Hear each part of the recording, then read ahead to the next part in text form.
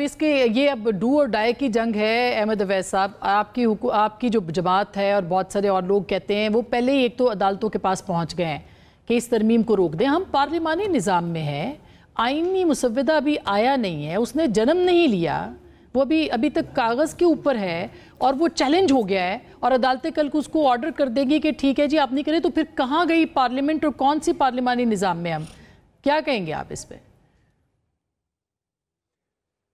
बिस्मिल्लाहिर्रहमानिर्रहीम। देखिए, बात यह है कि ये खदशात जो है ना, ये जन्म इसलिए लिए गए कि आपने याद होगा हफ्ते का दिन और हफ्ते की रात और इतवार का दिन कि किस तरह से उन्होंने पार्लियामेंट के दोनों हाउसेस को स्टैंड बाई रखा और सारा दिन इसलिए स्टैंड बाई रखा कि ये वोटिंग होने लगी है और वोटिंग में एक ही शख्सियत हायल थी और वो मौलाना थे।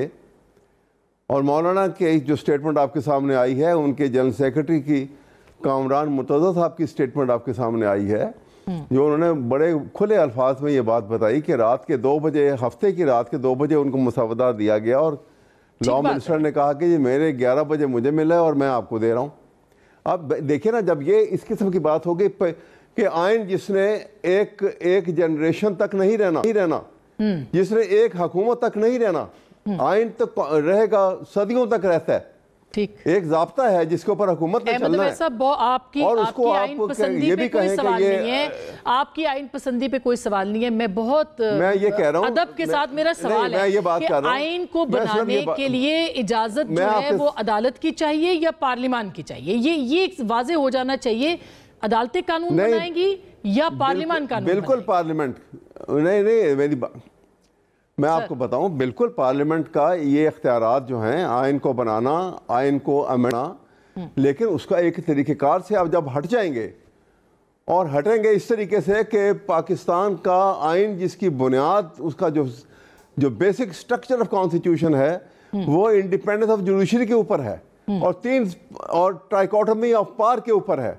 आप तीनों इनको अगर नज़रअंदाज करके आगे चलेंगे तो फिर आप खदशात जो हैं वो इतने बढ़ जाएंगे, अंदेशे इतने बढ़ जाएंगे कि फिर वो हर आदमी जो है वो एक और ज़िमनी सवाल पूछ लूं, एक और ज़िमनी सवाल, इजाजत दीजिए।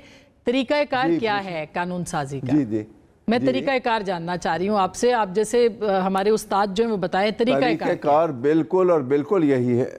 देखिए, तरीकेकार बिल्कुल यही है। उसका तरीकेकार ये था कि इसको अभी भी इसको ट्रांसपेरेंट बनाने का ये था कि एक कैटेगोरिकल स्टेटमेंट गवर्नमेंट की तरफ से आनी चाहिए कि हम इसको मसवदा जो है इसको ओपन करेंगे और उसको ओपन डिबेट के लिए छोड़ेंगे। पार्लियामेंट में इसकी ओपन डिबेट होगी और उसके बाद इसका मसला होगा जहां पे आप पाबंदी लगाने के ऊपर आ जाएं तो फौरन सारे को एक्सेप्टेबल होगा। ये देखिए ना, ये आपने 18वीं तरमीम भी तो की थी ना पीपल पार्टी की हुकूमत में, तो 18वीं तरमीम में कोई इस किस्म के खदशात तो नहीं आए थे कहीं पर। पार्लियामेंट के अंदर हो, डिबेट हो, पार्लियामेंट के अंदर हो, टीवी चैनल्स पे ना हो, एंकर्स ना करें, वुकला ना करें, लेकिन पार्लियामेंट जो कि अवामी नुमाइंदा है वो इस पे बात करे। नहीं, आप सुनिए, मैं कह रहा हूँ इसके ऊपर कोई दूसरी राय नहीं है। पार्लियामेंट के ऊपर बिल्कुल डिबेट हो, लेकिन ये कन्फाइन नहीं की जा सकती। ये मीडिया में भी डिबेट होती है, ये इंटेलेक्चुअल जो सोसाइटीज़ होती हैं, हल्के होते हैं, वहाँ पे डिबेट होती है और सारी दुनिया में होती है। मैं आपको बताऊं कि मैं एक दफ़ा स्वीडन में था, ये बड़ी पुरानी बात है, और उन दिनों में 2 बातों पे डिबेट एक इशू आया वहाँ पर। एक ये था कि वो न्यूक्लियर रिएक्टर को, न्यूक्लियर एनर्जी को इस्तेमाल करेंगे घरों में सर्दियों में गर्म पानी को सर्कुलेट करने के लिए, और दूसरा इशू था कि कुछ चीज़ों के प्राइसेस बढ़ानी थी। यकीन जानिए कि कई हफ्ते इसके ऊपर डिबेट होती रही और एक हुकूमत ने, जो हुकूमत उस वक्त चल रही थी, उसने इसके ऊपर इस्तीफा दे दिया कि जी हम ये नहीं कर सकते, हम मुस्ताफी हो रहे हैं, और बड़े आराम से। सही बात है। और एक इंटरम सेटअप बना। मैं एक बात कर रहा हूँ कि इतने अच्छे तरीके से ये मामला सुलझाए जा सकते हैं, लेकिन जहाँ पे आप ये अपने स्टेक बना लें, और जैसे अभी आपने फरमाया था कि जंग और मोहब्बत में सब जायज़ है, तो खुदा के लिए इसको जंग मत समझे हम सब मिलकर। मगर ये बन गई है सर जंग। पाकिस्तान के जब इमरान खान साहब कहते हैं नहीं होने दूंगा, जब हुकूमत कहती है जरूर करूंगा करेंगे, तो फिर ये जंग बन चुकी है। ये दोनों तरफ अब देखिए ना बिलाल अजहर क्या साहब, मैं जी मैं आपकी बात का जवाब दे रहा हूँ। देखिए अगर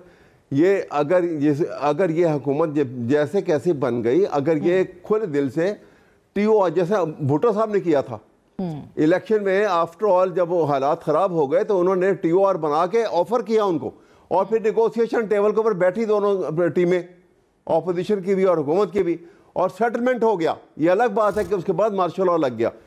यहाँ पर भी अगर ये खुले दिल से ये कहते कि जाओ जी हम बैठते हैं बात करते हैं, एक लम्हे में ये कहते हैं कि हम बात कर रहे हैं, दूसरे सांस में कहते हैं कि हम बैन कर रहे हैं, आपकी जमात ने तो बात करने से इनकार कर दिया।